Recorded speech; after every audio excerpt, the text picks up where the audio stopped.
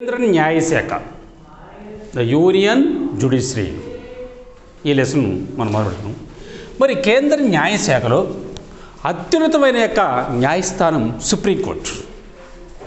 అత్యున్నత న్యాయస్థానం ఇది సుప్రీంకోర్టు. ఈ సుప్రీంకోర్టు యొక్క అధికారాల విధులు ఎలా ఉండేదో తెలుసుకుందాం మనం ఈరోజు. సుప్రీంకోర్టు యొక్క అధికారాల విధులు మొత్తం 6 యొక్క అధికారాలు ఉన్నాయి.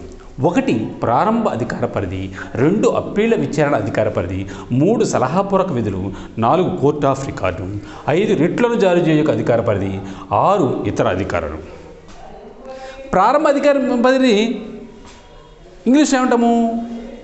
Original jurisdiction. Original jurisdiction. మరి అప్పీళ్ల విచారణ అప్పీరేట్ జ్యూరిస్డిక్షన్. సలహాపూర్వక విధులు advisory jurisdiction. Court of record, court of record. రిట్లను జారీ చేసే అధికార పరిధి రిట్ జ్యూరిస్డిక్షన్. ఇతర అధికారాలు అదర్ ఫంక్షన్స్ అన్నమాట. ఫస్ట్ పాయింట్ ప్రారంభ అధికార పరిధి. భారతదేశ ప్రభుత్వానికి ఏదైనా రాష్ట్ర ప్రభుత్వానికి ఆ 2 ప్రభుత్వాలకు మధ్య వచ్చే యొక్క వివాదాలు విచారణకు స్వీకరించి పరిష్కారం చేస్తుంది సుప్రీంకోర్టు. అంటే భారత ప్రభుత్వానికి భారతదేశంలో ఏదో ఒక రాష్ట్ర ప్రభుత్వానికి ఆ 2 ప్రభుత్వాల మధ్య వచ్చే యొక్క వివాదాలను వివాదాలను విచారణకు స్వీకరించి పరిష్కారం చేసే యొక్క బాధ్యత ఎవరు తీసుకుంటారు? సుప్రీంకోర్టు. ఓన్లీ ఒక సుప్రీంకోర్టుకి అధికారం ఉంది. హైకోర్టుకి, జిల్లా స్థాయి కోర్టుకి అధికారం అనేది ఉండదు. అది ఫస్ట్ పాయింట్ మెయిన్. రెండో పాయింట్ ఏంటంటే భారత ప్రభుత్వం ఏదైనా రాష్ట్ర ప్రభుత్వం లేదా కొన్ని రాష్ట్ర ప్రభుత్వాల ఒకవైపు, భారత ప్రభుత్వం ఏదైనా రాష్ట్ర ప్రభుత్వం లేదా కొన్ని రాష్ట్ర ప్రభుత్వాల ఒకవైపు, ఈ విషయం మనం గమనించాలి మేడం. భారత ప్రభుత్వం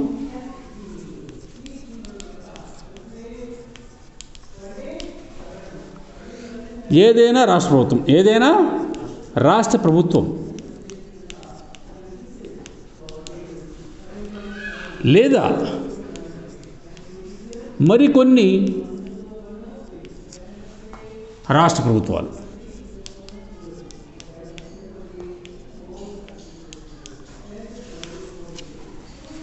ఇవి 3 ఒక జట్టుగా ఉంటాం. ఒకవైపు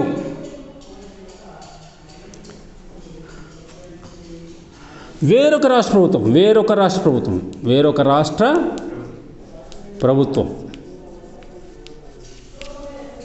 లేదా మరికొన్ని రాష్ట్ర ప్రభుత్వాలు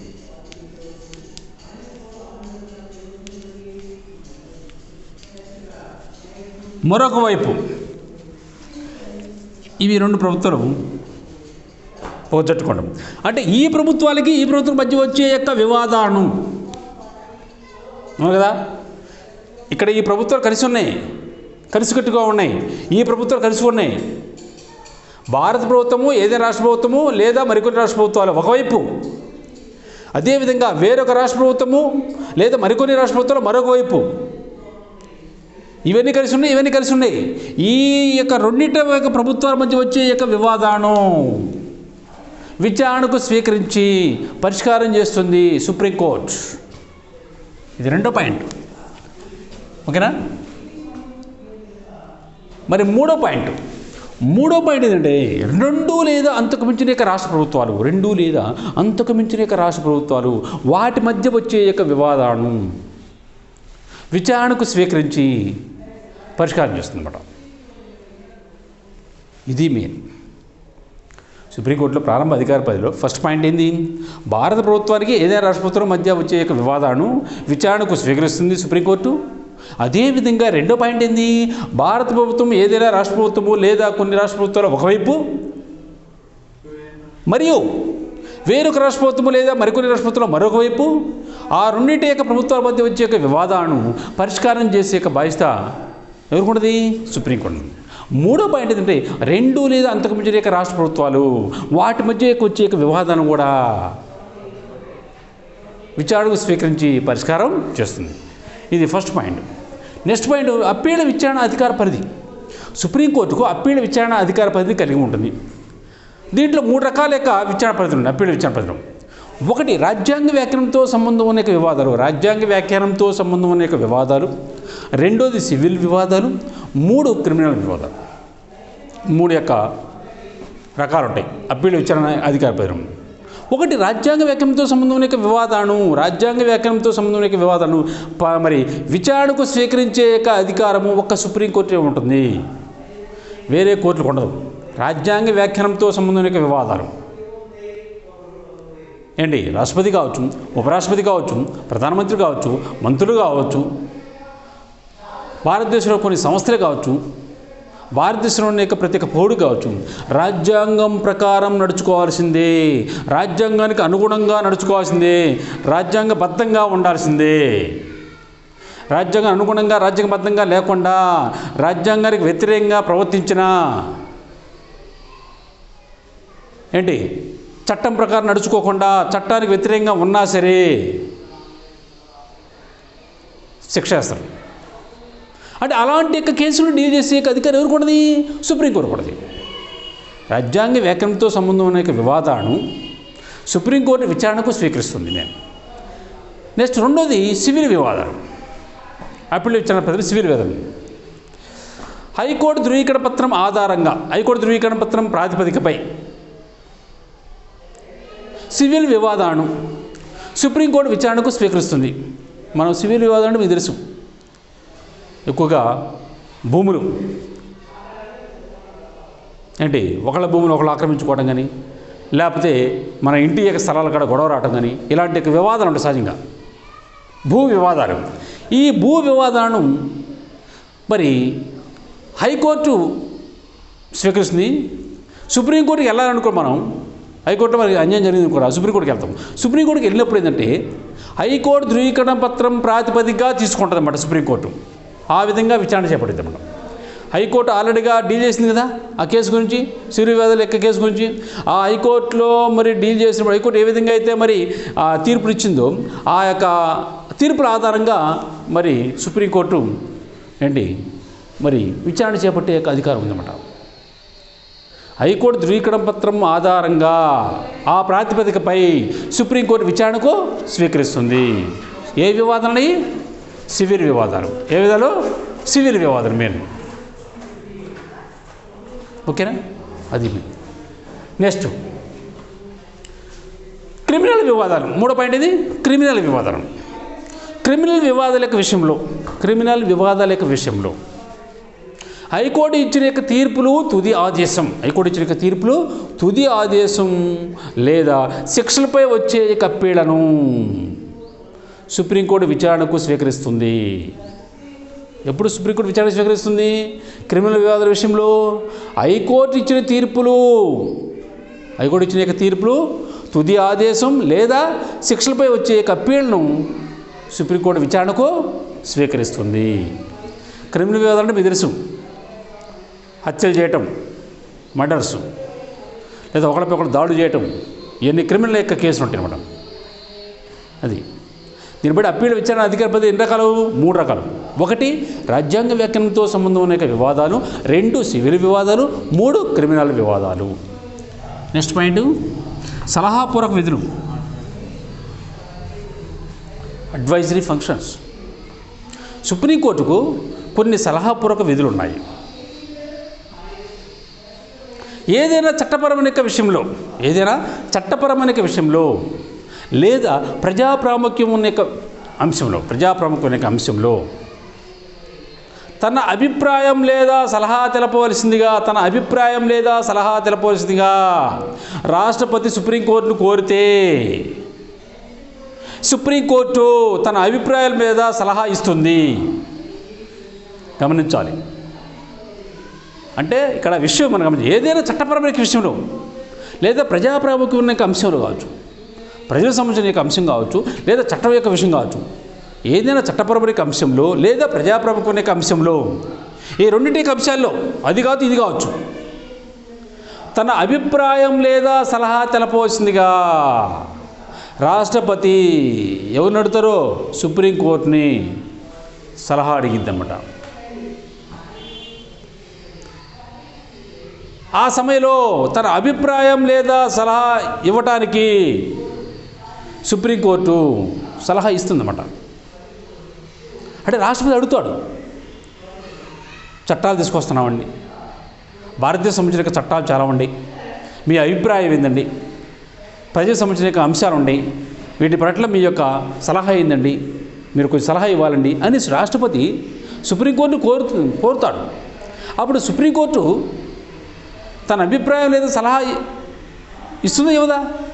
ఇస్తుంది. అప్పుడు మీరు దాన్ని ఏమంటాము? సలహాపూర్వక విధులు అంటాము. ఏమంటుంది నేను? సలహాపూర్వక విధులు అన్నట్టు. Next point, court of record. సుప్రీంకోర్టుకు కోర్ట్ ఆఫ్ రికార్డుగా వివరిస్తుంది. ఎన్నో ఆర్టికల్ ప్రకారము 141 ఆర్టికల్ ప్రకారం సుప్రీంకోర్టుకు కోర్ట్ ఆఫ్ రికార్డుగా వ్యవహరిస్తుంది సుప్రీంకోర్టు. సుప్రీంకోర్టు ఇచ్చిన తీర్పులు, ఇతర సమాచార సాధనాలు, ఇతర న్యాయ సమాచార సాధనాలు, పత్రాలు భద్రంగా ఉంచుతుంది.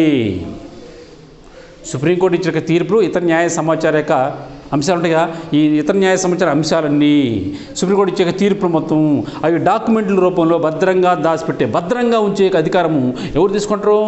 సుప్రీంకోర్టు తీసుకుంటుంది, భద్రంగా ఉంచుతుంది. సుప్రీంకోర్టు దేశంలో ఉన్న అన్ని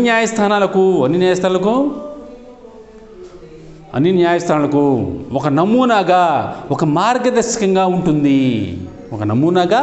ఒక మార్గదర్శకంగా ఉంటుంది. సుప్రీంకోర్టులో ఉన్న దేశంలో ఉన్న అన్ని న్యాయస్థానాలకు సుప్రీంకోర్టు ఏంటి? ఒక మార్గదర్శకంగా, ఒక నమూనాగా ఉంటుంది అన్నమాట.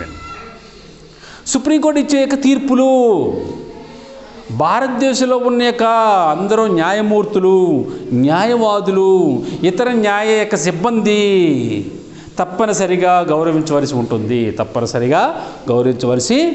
మీరు ఇది court of record. Supreme court court of రికార్డుగా వ్యవహరిస్తుంది.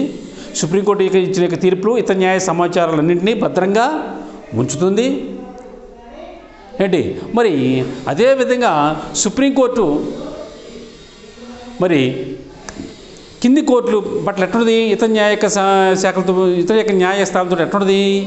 మరి ఒక నమూనా వలె, ఒక మార్గదర్శకంగా ఉంటుంది. అదే దేశంలో ఉన్న మరి అందరి న్యాయమూర్తులు, న్యాయవాదులు, ఇతర న్యాయ సిబ్బంది కూడా సుప్రీంకోర్టు తీర్పులను గౌరవించవలసిన అవసరం అనేది ఉంటుంది. నెక్స్ట్ పాయింట్, రిట్లను జారీ చేయక అధికార పరిధి అన్నమాట. రిట్ జ్యుడిషియేషన్. సుప్రీంకోర్టుకు ఆర్టికల్ 32, ఆర్టికల్ 32 ప్రకారం రిట్లను జారీ చేసే అధికారం ఉంటుంది. రిట్ అంటే వ్రాతపూర్వక ఆదేశం. రిట్ అంటే వ్రాతపూర్వక ఆదేశం. భారత పౌరుల ప్రాథమిక హక్కుల రక్షణ కొరకు సుప్రీంకోర్టు ఆర్టికల్ 32 ప్రకారము మరి కొన్ని రిట్లను జారీ చేసే అధికారము సుప్రీంకోర్టుకు రాజ్యాంగం ఇవ్వటం అనేది జరిగిందన్నమాట. కొన్ని రిట్లను జారీ చేసే అధికారం మేము భారత పౌరుల ప్రాథమిక హక్కులకు భంగం కలిగినప్పుడు ఆర్టికల్ 32 ప్రకారము సుప్రీంకోర్టుకు ఆర్టికల్ 226 ప్రకారం హైకోర్టుకు రిట్లను జారీ చేసే అధికారం ఉంటుంది. ఈ రెండు కోర్టులకు ఉంటుంది. భారత పౌరుల ప్రాథమిక హక్కులకు భంగం కలిగినప్పుడు ఆర్టికల్ 32 ప్రకారము సుప్రీంకోర్టుకు, ఆర్టికల్ 226 ప్రకారము హైకోర్టుకు రిట్లను జారీ చేసే అధికారము సుప్రీంకోర్టుకు, హైకోర్టుకి ఉంటుంది. మరి కొన్ని ఆ రిట్లు ఏమైందో మనం చూద్దాం ఒకసారి. Habeas corpus, mandamus, prohibition, certiorari, quo warranto మొదలైన రిట్లను సుప్రీంకోర్టు, హైకోర్టు ఏం చేస్తుంది? పౌరుల ప్రాథమిక హక్కుల రక్షణ కొరకు ఈ రిట్లను జారీ చేసిందన్నమాట. ఇది మరి రిట్లను జారీ చేయ అధికార పరిధి అంటే అది మెయిన్. నెక్స్ట్ ఇతర అధికారాలు. సుప్రీంకోర్టుకి ఇతర అధికారం ఉండి భారత పౌరుల ప్రాథమిక హక్కులకు సంరక్షకుడుగా ఉంటుంది సుప్రీంకోర్టు. భారత పౌరుల ప్రాథమిక హక్కులకు సంరక్షకుడుగా ఉంటుంది. అదేవిధంగా రెండో పాయింట్, కొన్ని ప్రత్యేక పరిస్థితుల్లో రాష్ట్రపతి పదవి ఖాళీ ఏర్పడితే సుప్రీంకోర్టు ప్రధాన న్యాయమూర్తి తాత్కాలిక రాష్ట్రపతిగా వ్యవహరిస్తాడు. రెండు పాయింట్లు చెప్పా. ఫస్ట్ పాయింట్ ఇది భారత పౌరుల ప్రాథమిక హక్కులకు సంరక్షకుడిగా వ్యవహరిస్తుంది. రెండో పాయింట్, కొన్ని ప్రత్యేక పరిస్థితుల్లో రాష్ట్రపతి పదవి ఖాళీ ఏర్పడితే సుప్రీంకోర్టు ప్రధాన న్యాయమూర్తి తాత్కాలిక ప్రధాన న్యాయమూర్తిగా వ్యవహరిస్తాడు. మూడో పాయింట్, భారత రాష్ట్రపతి ఉపరాష్ట్రపతి ఎన్నికల సంబంధించిన వివాదాలను విచారణకు స్వీకరిస్తుంది.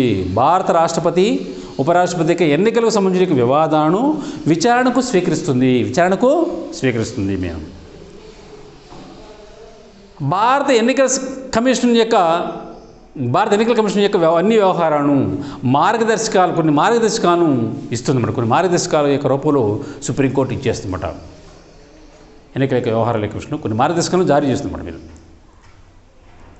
ఇది ఇతర యొక్క అధికారాలు. దీన్ని బట్టి సుప్రీంకోర్టు యొక్క అధికారాలు మొత్తం ఎన్ని పాయింట్ మనకి 6 పాయింట్స్. 1 ప్రారంభ అధికార పరిధి, 2 అప్పీళ్ల విచారణ అధికార పరిధి, 3 సలహాపూర్వక విధులు, 4 కోర్ట్ ఆఫ్ రికార్డు, మరి 5 రిట్లను జారీ చేసే అధికార పరిధి, 6 ఇతర అధికారాలు. ఈ రిట్లను జారీ చేయ యొక్క అధికార పరిధిలో మొత్తం ఎన్ని చెప్పినాను? 5 ఉన్నాయని చెప్పాను. ఎన్ని రిట్లు ఉన్నాయి? 5 రిట్లు ఉన్నాయి.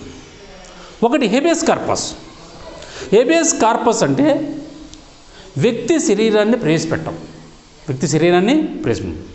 చట్ట వ్యతిరేకంగా నిర్బంధానికి గురైన వ్యక్తిని బంధ విముక్తి కలిగించడానికి ఈ రిట్ను జారీ చేస్తారు. చట్ట వ్యతిరేకంగా నిర్బంధానికి గురైన వ్యక్తిని బంధ విముక్తి కలిగించడానికి హేబియస్ కార్పస్ అనే రిట్ను జారీ చేస్తుంది సుప్రీంకోర్టు.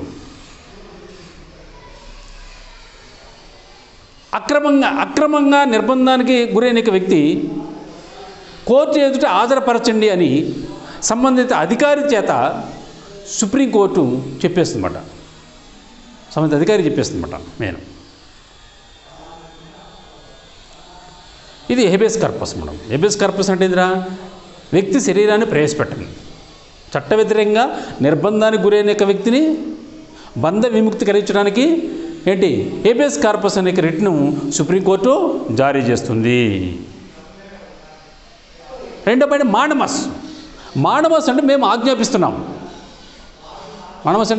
మేము ఆజ్ఞాపిస్తున్నాం. ఒక ప్రభుత్వ అధికారి విధి నిర్వహణలో వైఫల్యం చెందినప్పుడు తమ విధిని సక్రమంగా నిర్వర్తించమని ఆజ్ఞాపిస్తూ ఈ రిట్ను మంజూరు చేస్తుంది సుప్రీంకోర్టు. ఏ రిట్ అది? మాండమస్. ఒక ప్రభుత్వ అధికారి విధి నిర్వహణలో వైఫల్యం చెందినప్పుడు, తన పని సక్రమంగా చేయనప్పుడు నువ్వు సక్రమంగా చేయాలని సుప్రీంకోర్టు మరి ఈ రిట్ పిటిషన్ దాఖలు చేసిందన్నమాట. ఏ రిట్ పిటిషన్ అది? మాండమస్ అనే రిట్. ఒక ప్రభుత్వ అధికారి విధి నిర్వహణలో వైఫల్యం చెందినప్పుడు తన అధికార పరిధిని సక్రమంగా నిర్వర్తించమని ఆజ్ఞాపిస్తూ ఈ రిట్ను మంజూరు చేస్తుందన్నమాట. మూడో పాయింట్ ప్రొహిబిషన్ అంటే నిషేధించుట.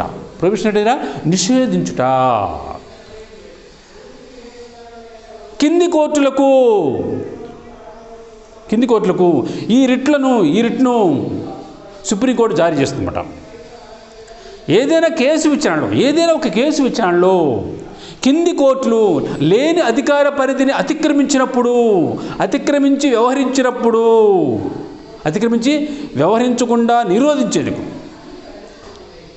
ఏదైనా కేసు యొక్క విచారణలో కింది కోర్టులు తన అధికార పరిధిని అతిక్రమించకుండా నిరోధించేందుకు ఈ రిట్ పిటిషన్ దాఖలు చేస్తుంది సుప్రీంకోర్టు. అంటే కింది కోర్టులకు సంబంధం లేదు. ఒక కేసు ఉంది అక్కడ, ఆ కేసు డీల్ చేసింది సుప్రీంకోర్టు, హైకోర్టే. కానీ కింది కోర్టులో కూడా జోక్యం చేసుకుని అనుకోండి, జోక్యం చేసుకోకుండా ఉండటం కోసము ఈ రిట్ పిటిషన్ దాఖలు చేసింది అన్నమాట సుప్రీంకోర్టు. ఏదైనా కేసు విషయంలో కింది కోర్టులు తన అధికార పరిధిని అతిక్రమించకుండా వ్యవహరించకుండా నిరోధించేందుకు ఈ రిట్ పిటిషన్ను సుప్రీంకోర్టు జారీ చేస్తున్నమాట.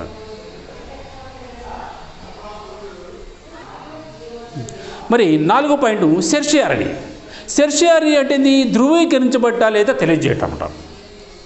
కింది కోర్టులు తమ అధికార పరిధిని అతిక్రమించినప్పుడు సుప్రీంకోర్టు ఈ రిట్ పిటిషన్ దాఖలు చేస్తున్నమాట. సుప్రీంకోర్టు జారీ చేస్తుంది, అలాగనే హైకోర్టు కూడా ఈ రిట్ పిటిషన్ దాఖలు చేస్తున్నమాట. 2 కోర్టులు జారీ చేస్తున్నమాట.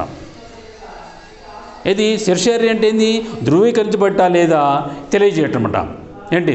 కింది కోర్టులు తమ అధికార పరిధిని అతిక్రమించినప్పుడు సుప్రీంకోర్టు, హైకోర్టులు ఈ రిట్ పిటిషన్ దాఖలు చేయడం అనేది జరిగిందన్నమాట. Last point కోవారెంట్. ఏంటి? ఏ అధికారంతో అర్థమట. ఒక వ్యక్తి తనకు అర్హత అధికారం లేకపోయినా